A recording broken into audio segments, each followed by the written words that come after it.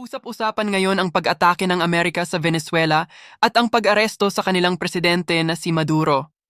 Ngayon, ang tanong ko at para sa kaalaman ng iba, bakit nga ba ginawa iyon ng Amerika? Ano ba talaga ang dahilan? Totoong napakainit ng balitang ito ngayon. Noong madaling araw ng January 3, 2026, inilunsad ng United States ang Operation Absolute Resolve, isang sorpresang pag-atake sa Caracas, Venezuela, na nagresulta sa pag-aresto kay Presidente Nicolas Maduro at sa kanyang asawang Cecilia Flores. Narito ang mga pangunahing dahilan kung bakit ginawa ito ng Amerika base sa mga opisyal na pahayag at pagsusuri ng mga eksperto. 1. Mga kaso ng narcoterrorism at drug trafficking. Ito ang pinaka-opisyal na dahilan na ibinigay ng US Department of Justice. Ayon sa kanila, si Maduro ang pinuno ng Cartel de los Soles, isang organisasyong sangkot sa pagpapadala ng tone-toneladang cocaine sa Amerika. Indictment. May nakabinbin ng warrant of arrest laban kay Maduro mula pa noong 2020. Ngunit sa bagong administrasyon ni President Donald Trump, binigyang diin ang pagpapatupad nito bilang isang law enforcement operation. 2. Pagkontrol sa langis, oil reserves. Hindi maikakaila ang aspetong pang-ekonomiya. Ang Venezuela ang may pinakamalaking proven oil reserves sa buong mundo. Oil infrastructure. Ayon sa pahayag ni Trump, nais niyang papasukin ang malalaking American oil companies upang ayusin ang nasirang infrastruktura ng langis sa Venezuela at patakbuhin ang bansa pansamantala para sa interes ng mga mamamayan nito at ng US. 3. Panunumbalik ng Monroe Doctrine. Bahagi ito ng mas malawak na estratehiya ng Amerika na tinatawag na America First. Western Hemisphere Influence. Layunin ng US na alisin ang impluensya ng mga bansang gaya ng China, Russia at Cuba sa rehiyon. Sa ilalim ng bagong National Security Strategy, NSS, na inilabas noong November 2025, muling binuhay ang konsepto na ang Amerika ang dapat may pangunahing kapangyarihan sa North at South America. 4. Issue ng seguridad at migrasyon. Naniniwala ang Washington na ang kaguluhan at krisis sa ekonomiya sa ilalim ni Maduro ang pangunahing sanhi ng malaking bugso ng mga imigrante patungo sa border ng US. Para sa kanila, ang pag-alis kay Maduro ay hakbang upang maging stable ang rehiyon at mabawasan ang krisis sa migrasyon. Ano ang kasalukuyang sitwasyon? Sa New York, kasalukuyang nasa New York si Maduro at humarap na sa korte noong January 5 kung saan nag-plead siya ng not guilty. Sa Venezuela, nanumpa na bilang acting president ang vice president na si Delcy Rodriguez, bagamat marami pa ring kaguluhan at tensyon sa bansa. International reaction. Maraming bansa at ang United Nations ang bumatiko sa aksyong ito bilang paglabag sa sovereignty o soberanya ng isang bansa at sa international law.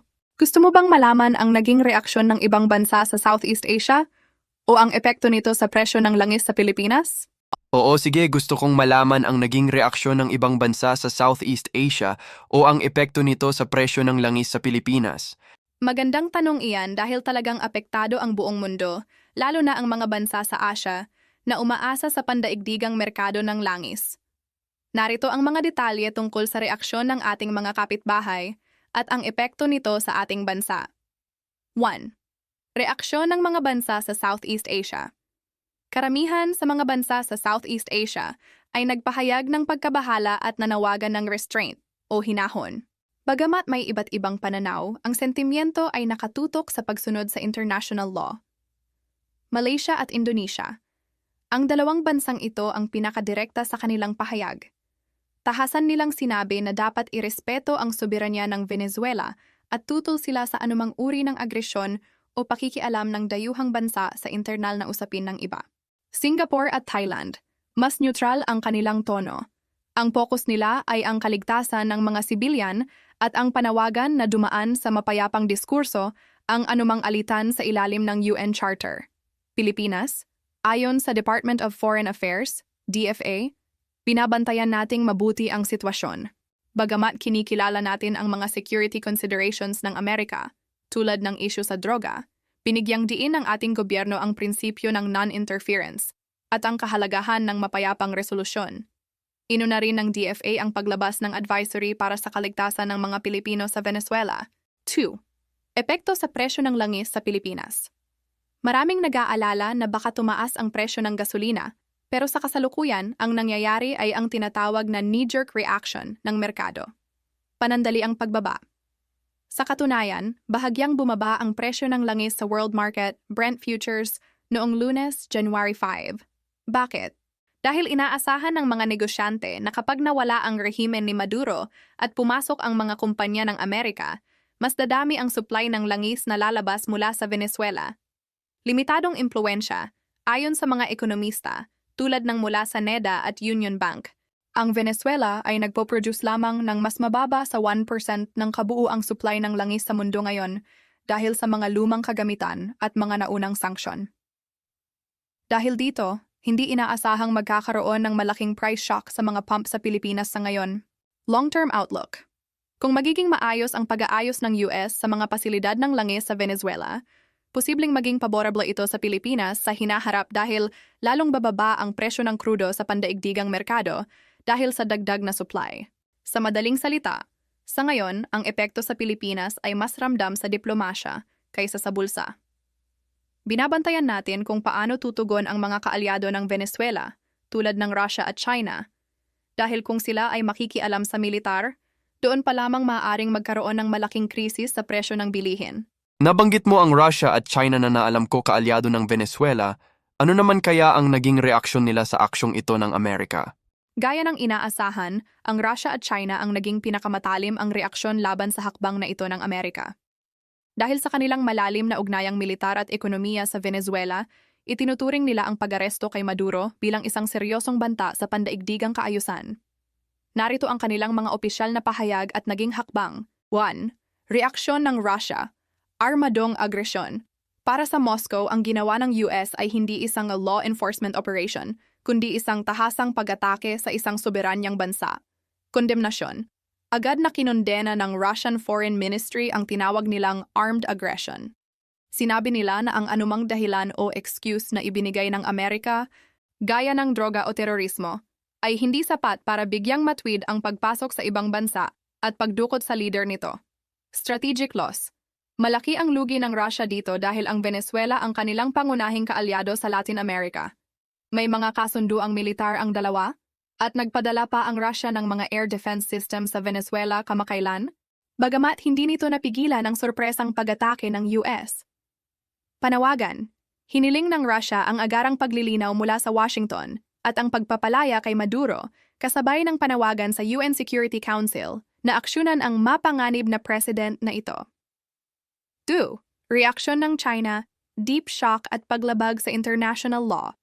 Ang Beijing naman ay nagpahayag ng matinding pagkagulat o deep shock sa bilis at dahas ng operasyon ng Amerika. Paglabag sa UN Charter, ayon sa Chinese Foreign Ministry, ang pag-aresto kay Maduro ay isang malinaw na paglabag sa UN Charter at sa mga prinsipyo ng internasyonal na relasyon. Hiniling nila sa US na itigil ang pagpabagsak sa gobyerno ng Venezuela at resolbahin ang isyu sa pamamagitan ng dialogo. Interes sa langis at utang.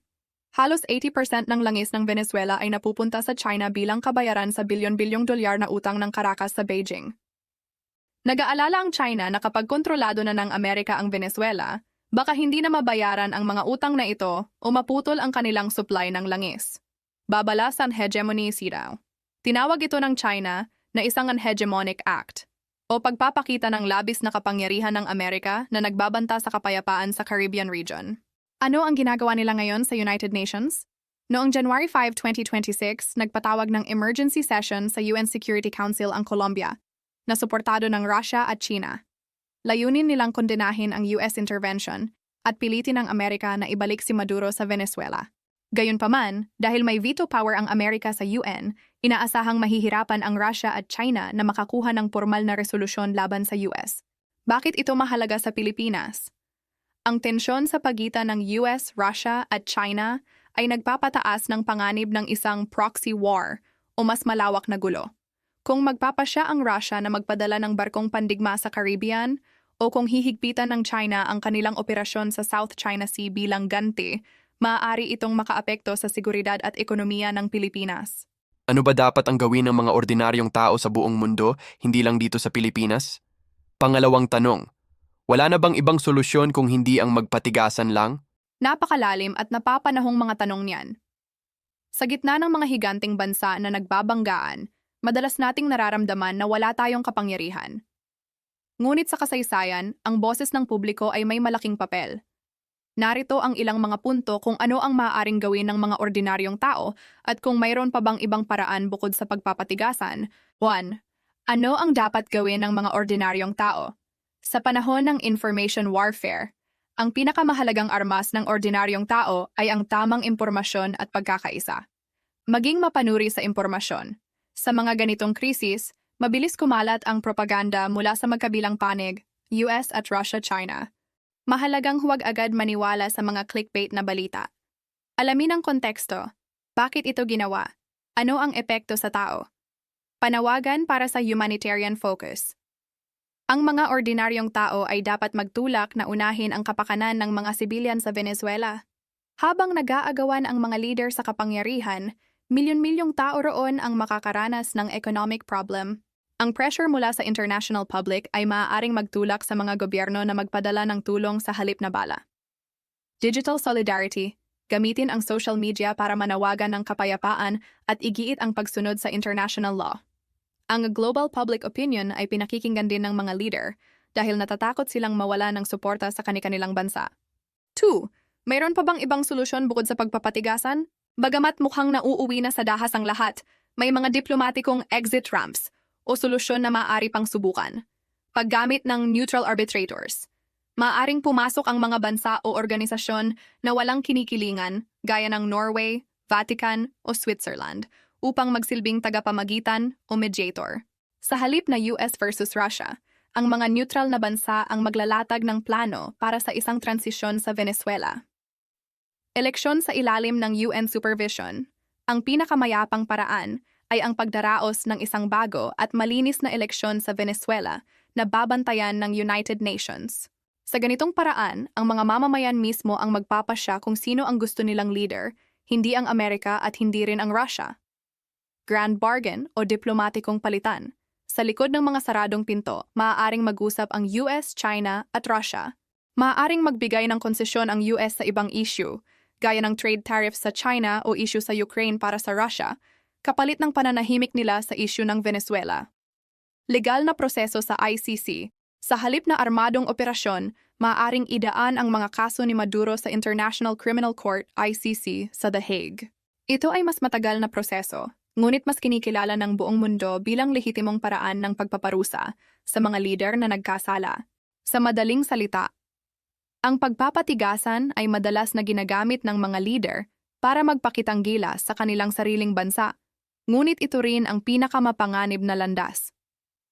Ang tunay na solusyon ay laging nasa diplomasya at kompromiso, kung saan walang bansa ang nakukuha ang 100% ng gusto nila, pero naiiwasan naman ang pagdanak ng dugo. O sige Ayay, maraming salamat sa pagsagot mo sa aking mga katanungan sa mga mahahalagang issue na ito sa buong mundo. Hanggang sa muli. Walang anuman, masaya akong naging kaagapay mo sa pag-unawa sa napakakomplikadong issue na ito.